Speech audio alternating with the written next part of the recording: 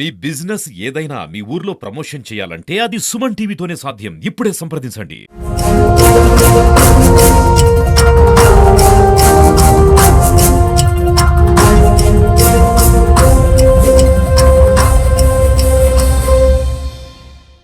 మాకు 5 గంటలకు బస్సు ఆడెత్తి ఇక్కడికి వచ్చేక్కడికి 5:50 అయింది. అప్పటి నుంచి ఇదే ఖర్చు జరుగుతుంది. ఒక బస్సు రావాలంటే 40 ఆటోలు రావాలి. మేము ఎక్కడ రావాలా? ఎక్కడ రావాలా?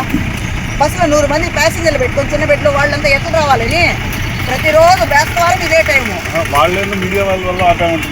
మా వల్ల కాలేకుండా శ్రీవారం పెట్టి సర్వీస్ చేయాలంటే భలే ఇబ్బందికరంగా ఉంది.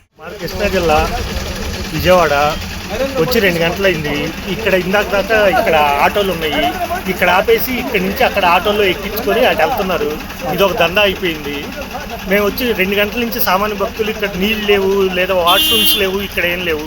ఇలా ఆపుతారని ముందు టీడీడీ వాళ్ళు కానీ ఎవరన్నా ఇన్ఫర్మేషన్ ఇవ్వాలి. ఏ ఇన్ఫర్మేషన్ లేదు ఇలా ఆపుతున్నారని. రైల్వే స్టేషన్లో దిగిన దగ్గర ఆటో వాళ్ళు స్టార్ట్ చేశారు.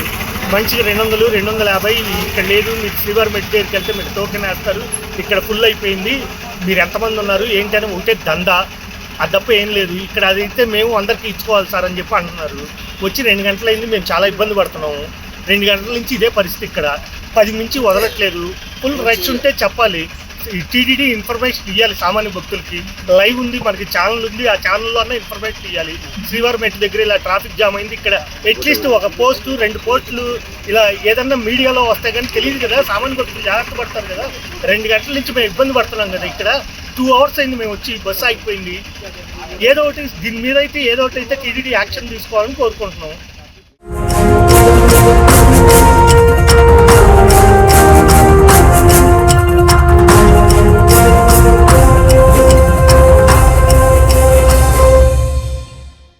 ఏది ఇప్పుడు నేను వదులుతాను ఆటోలను, వాళ్ళు ఏమంటారు అవక పోయేదా దారులు అన్నారు. కొన్ని నూతులు అన్న కొన్ని పోతున్నాయి. వాళ్ళ గురించి కాదు,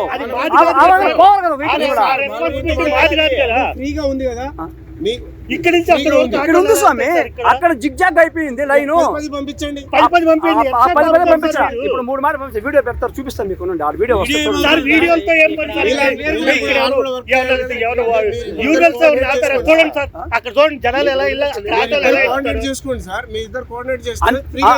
కోఆర్డినేషన్ కోసమే కట్ చేసి వదిలేదు మేము. అందుకనే